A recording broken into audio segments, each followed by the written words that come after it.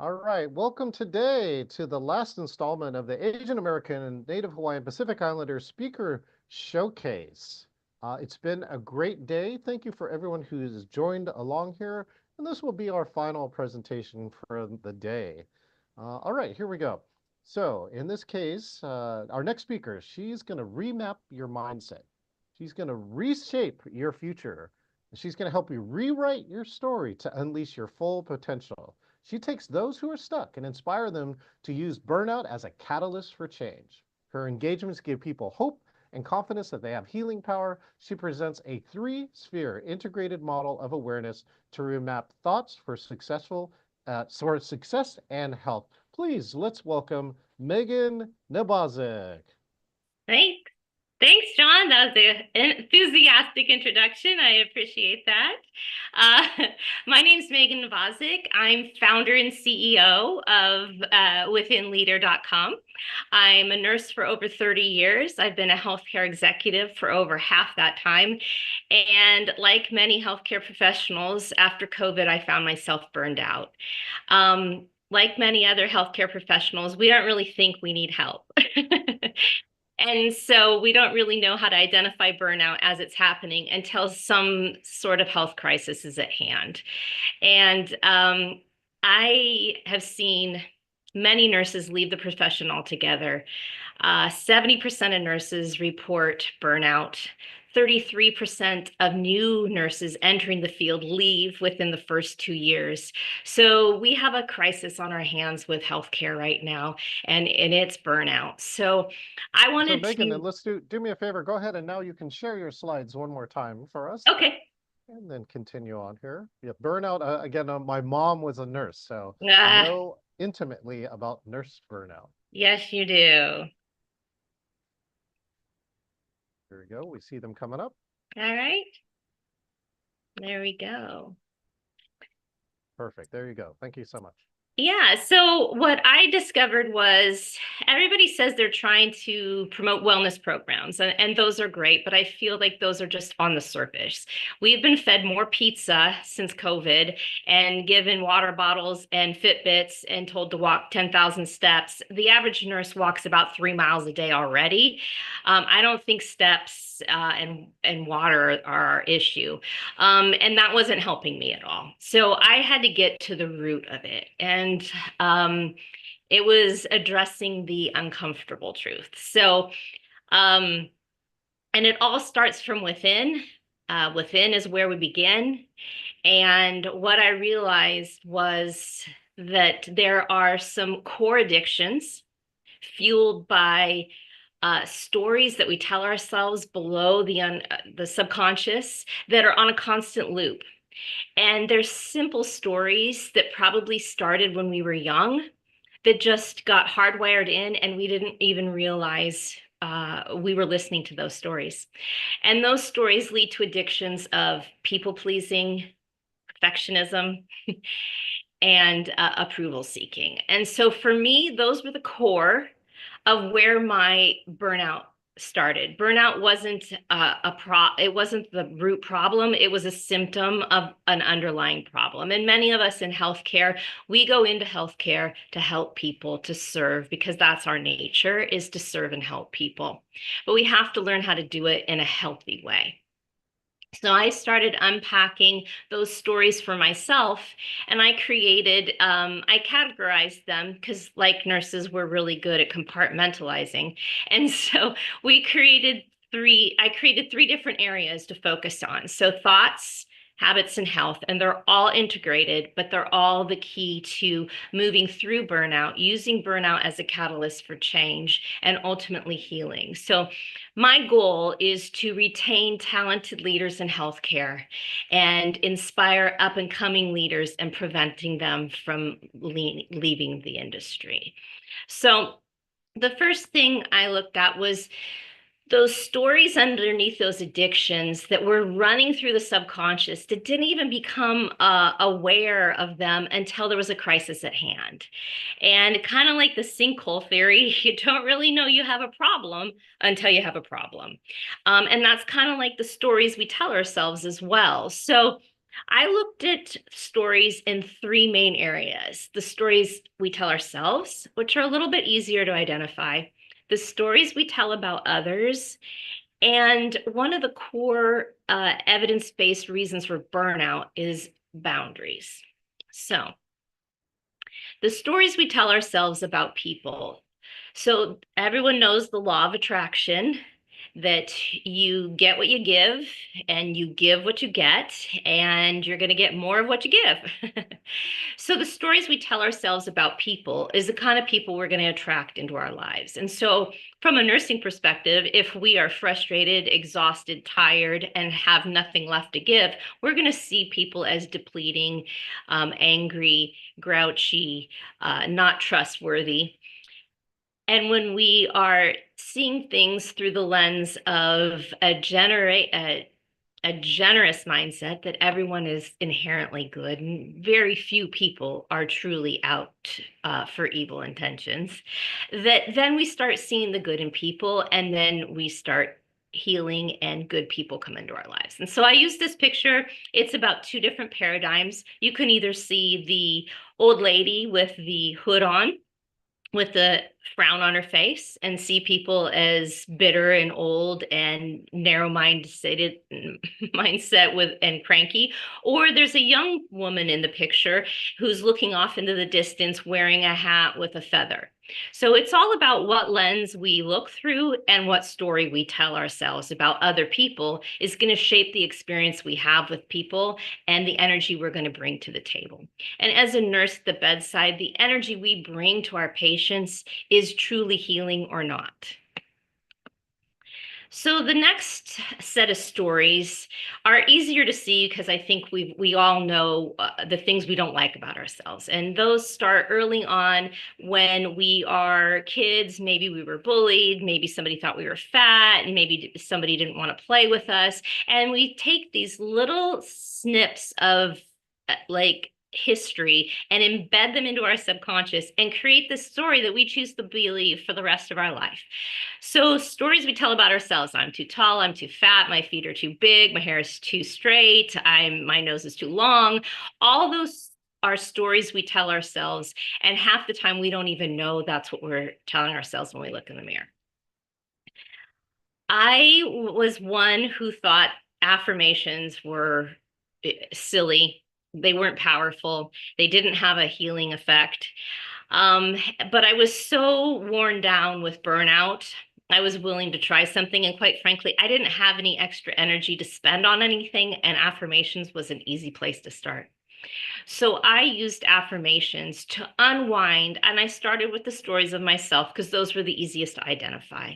So I started with those stories and morning affirmations for 10 minutes every morning and tried to remap those stories about myself. So then I worked on some of the root causes of burnout. And research is showing us that the number one reason we are feeling burned out is because we're unable to achieve the tasks that are important to us. We have a long list of to-dos and we just can't get them done, or the ones we are getting done don't mean anything to us. So there is a philosophy, there's an effect in our brain where once we complete a task, the task leaves our brain. But if we have to-dos in our mind, we're constantly looping them over and over again, and they're creating anxiety and being overwhelmed and not causing procrastination and lead up to depression. So if we can look back at how to say yes and no and to set boundaries with our limitations of what we're capable of, then we can conquer some of those lists or keep those lists in line with our priorities. So I was reading a book a long time ago. It was when my kids were little, on boundaries. Cloud and Townsend, they have a whole series on boundaries. I've yet to find another book that taught me more about boundaries.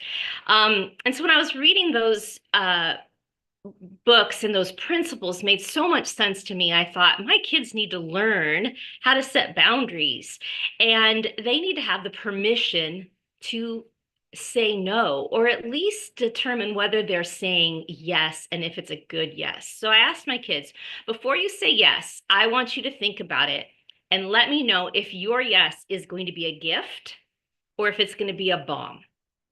It's going to be a gift if you can put your whole heart into it. You have the energy and the time, and you're truly going to have a servant's heart, and it's truly going to be a gift to someone with 100% of your effort. Or it's going to be a bomb. You're going to do it half-heartedly, wished you hadn't, resentful the whole time you do it, and it's definitely not going to be your best work. So giving them the opportunity to say no, to prioritize their yes, and give their best yes, because nobody wants to do bad work. So then we took it one step further of allowing them to say no, but also how are we going to prioritize our yeses so that we don't get to burnout? And that's where we came up with three key factors: prioritizing our time, our energy, and our relationships. So time and energy, I think is the first place to start, because that's always changing. So it's super important in the moment when somebody asks you something to evaluate your time and your energy and the stories you're telling yourself about both of those in the moment. Many of us are so overwhelmed, we don't think we have any time for anything. Yet the simple request might just take 2 seconds or 2 minutes at the most. But because we're overwhelmed, we're telling ourselves the story, and we don't think we can achieve the task, or it just adds more stress and anxiety to an already full plate. So then the thing is time. How much time do we have? How much time is it going to take? And is now the time I can say yes, or do I need to set a boundary and postpone it? So I like this cartoon because we have two different people. Both of them were told that there's a beautiful view at the top of the hill, and they both wanted to see that view. The man on the left, who's sweating and working hard, climbing up the rope to get to that view, told himself there was only one way to get to the top of the hill, and that was to climb this rope. It was going to be hard, it was going to take forever, but he heard that the view was worth it.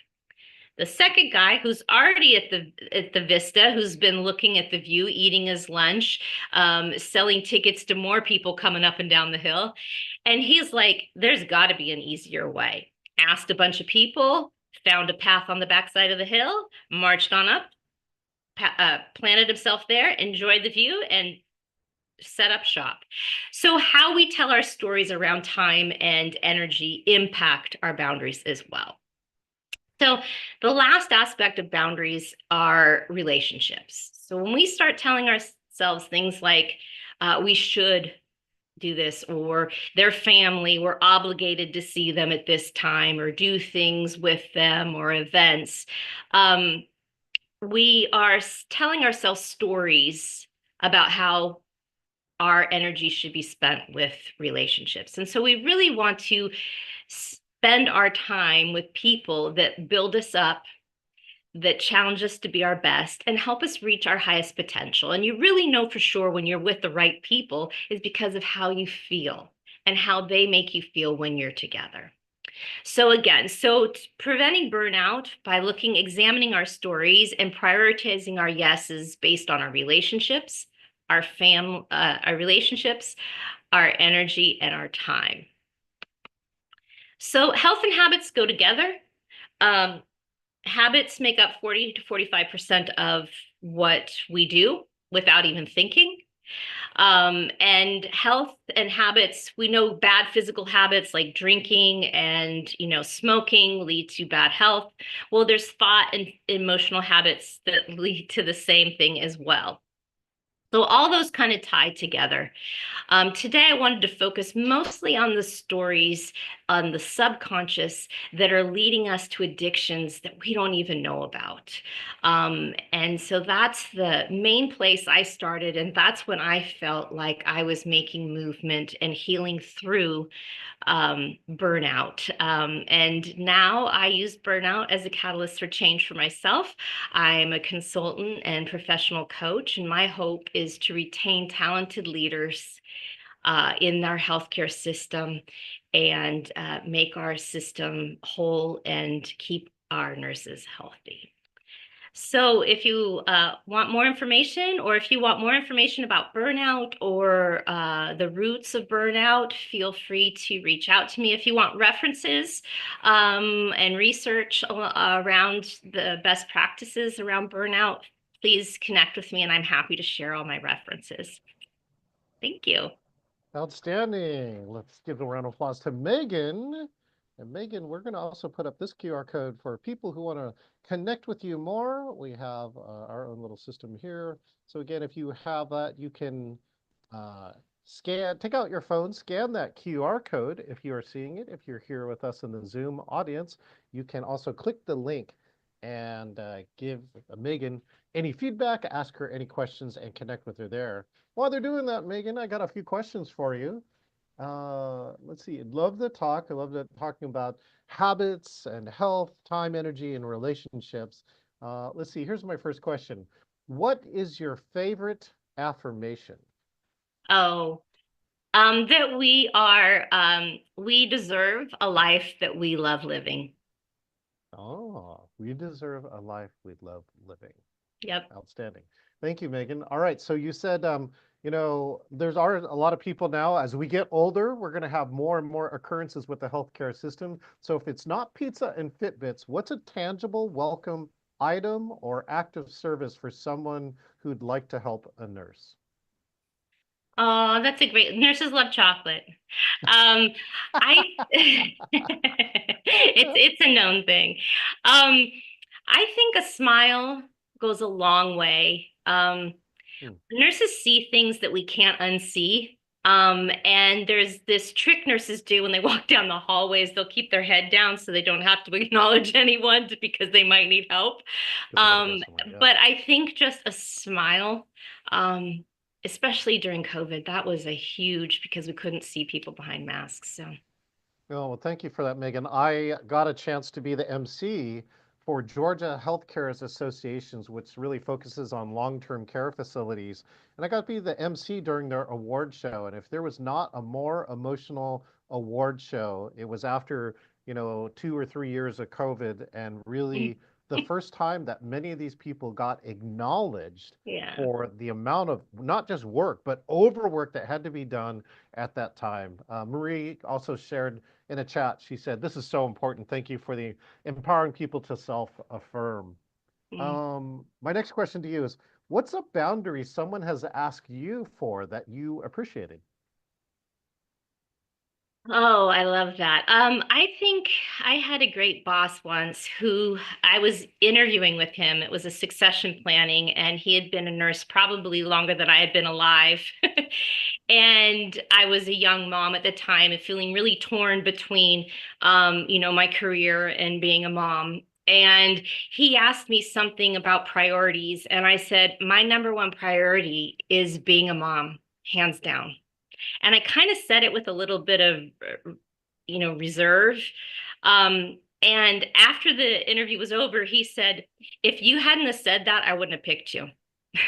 Oh, so it was like a key factor that you stood Yeah, up for. so I think it's a real good lesson for women out there. Be true to who we are and who our priorities are, and then the right fit for our professional life will fit in well.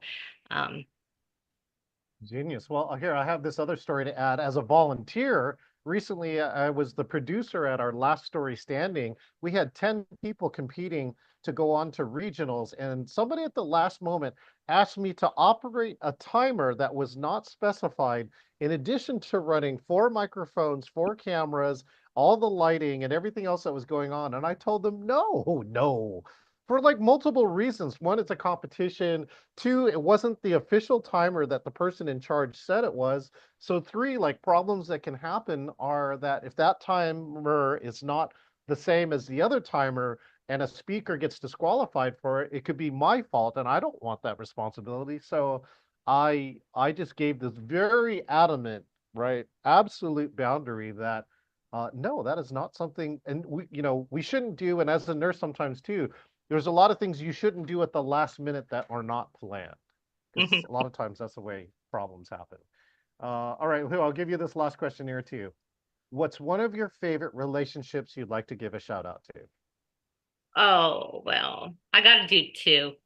Okay. Um, my husband and I, we've known each other since we were 15. So, Oh, and he has supported me every step of the way, ups and downs. We've been married forever. And my relationship with my boys has been so inspiring.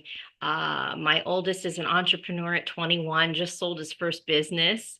My middle son is entering the army in a month from now, and my youngest son's still in high school. But those relationships, I learned something new about them and myself every day.